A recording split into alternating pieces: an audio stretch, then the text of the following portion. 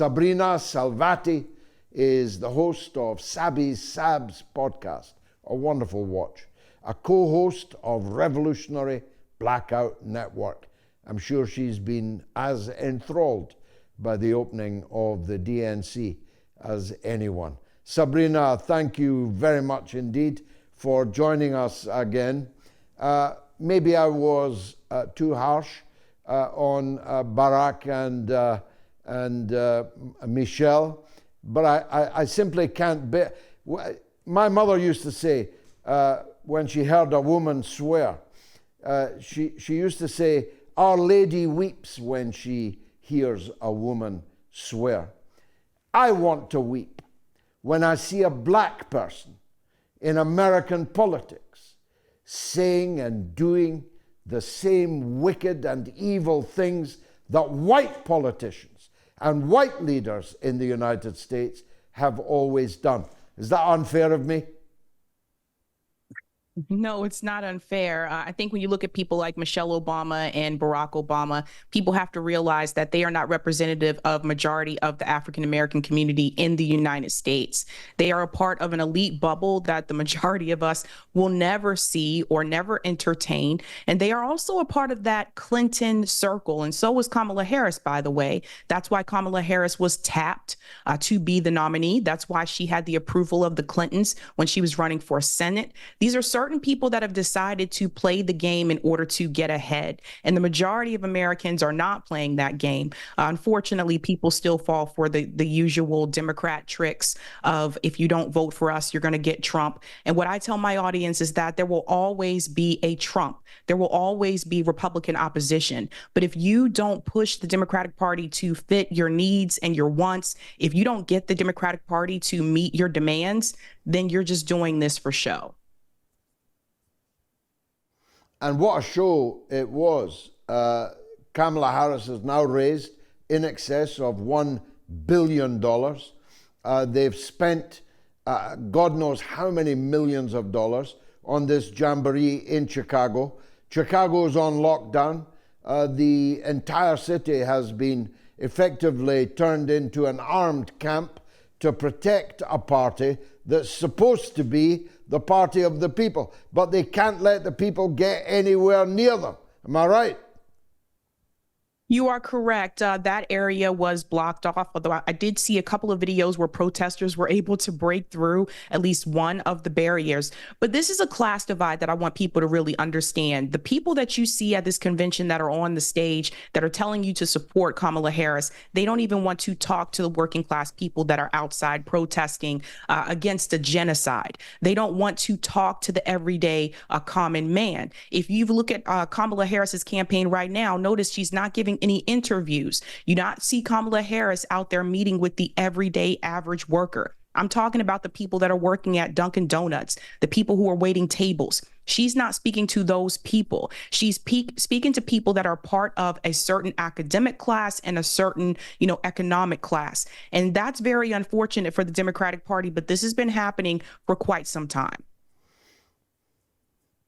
Is it working, though? You say some people always fall for it. And of course, that's true on this side of the Atlantic as on yours, that vote for us because we're not the other guy, of course, guarantees the triumph of evil, the idea of voting for the lesser of two evils, even if you could work out who is the lesser of two evils in these pictures.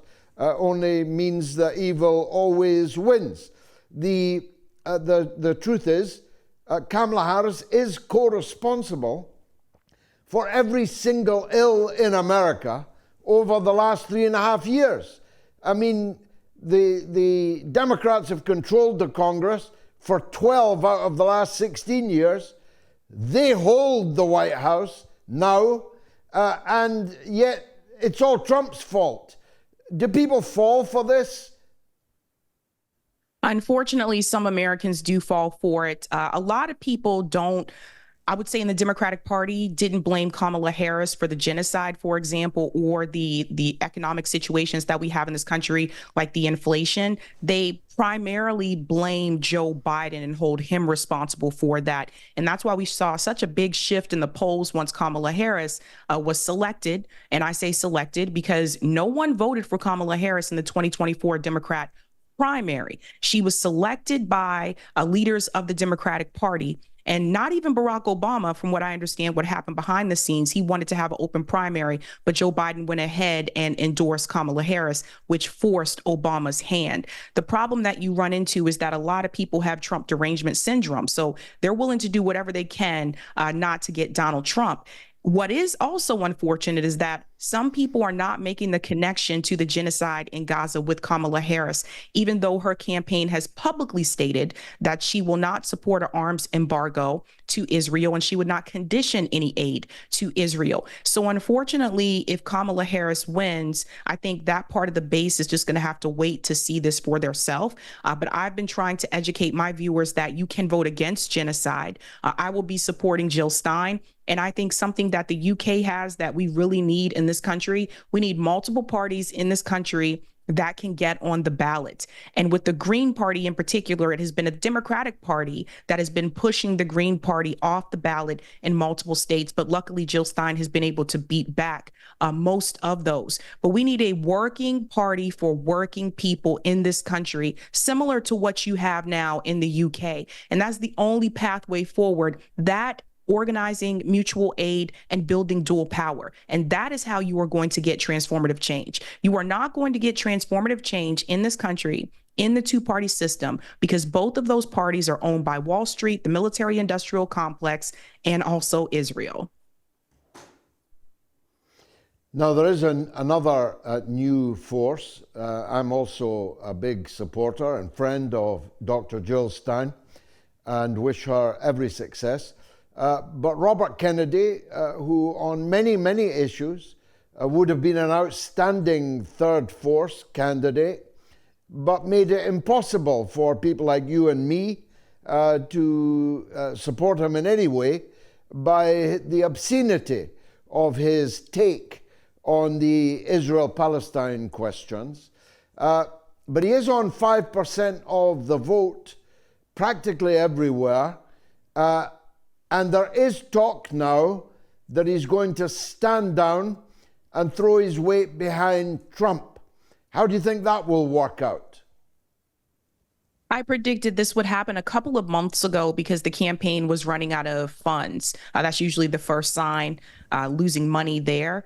But I think that I know for a fact that they already canceled an appearance that was supposed to happen in Utah. So they've already canceled that. That's another sign. I think that that will help out Trump in the polls because some of RFK Jr. supporters have told me personally that if RFK Jr. drops out, they'll be supporting Donald Trump. So I think if he does join Donald Trump, that would help Donald Trump in the polls. That being said, I still think this is going to be a close race, and it's going to come down to the swing states as it has before. That's what people really need to focus on. They need to focus on how are these candidates polling in those key swing states and not look at the national polls, because Hillary Clinton was winning in the national polls. But obviously, as you saw, even though she won the popular vote, she lost the 2016 election because she did not win in those key swing states. So it's really going to come down to states like Wisconsin, Minnesota, Michigan, Pennsylvania, even Arizona may be at play. So those are the states that people need to focus on. But I think RFK Jr., if he were to drop out, which it looks like that's going to happen, and join Donald Trump, I think that will help Donald Trump in the polls. Donald Trump Jr. said he'd love to see RFK Jr. in his father's administration as the head of one of the three-letter agencies, and he'd love to watch him blow that agency up, whichever of the three-letter agencies it was. That would be a public service, would it not? I agree with that. That is one of the things I did agree with RFK Jr. about is these agencies like the FBI and the CIA, a lot of times they've spent their time and their funds going after everyday people that are activists. They've gone after journalists. The FBI, let's not forget, they targeted and killed Fred Hampton. They went after MLK. They went after Malcolm X. So I'm no fan of those alphabet letter agencies. And that is where I did agree with RFK Jr. about that particular issue. That being said, I think people are putting a little too much faith in Donald Trump, thinking that he's going to take on the deep state. He said that the first time that he ran, that he was going to drain the swamp. That did not happen. And if you look at his cabinet, you'll see implementing someone like J.D. Vance, who is attached to Peter Thiel, he is essentially putting the deep state in his cabinet. So I think that people should not take Donald Trump at his word when he says he's going to go after the deep state. Absolutely. On that or anything else. Sabi, tell the viewers how they can follow and support your work. Yes, you can find me on YouTube. My channel is Sabby Sabs, and you can also find me at Revolutionary Blackout Network, also on YouTube as well. Thanks very much for joining us, and the best of luck to you. Sabrina Salvati, the host of Sabby Sabs podcast, definitely worth checking out.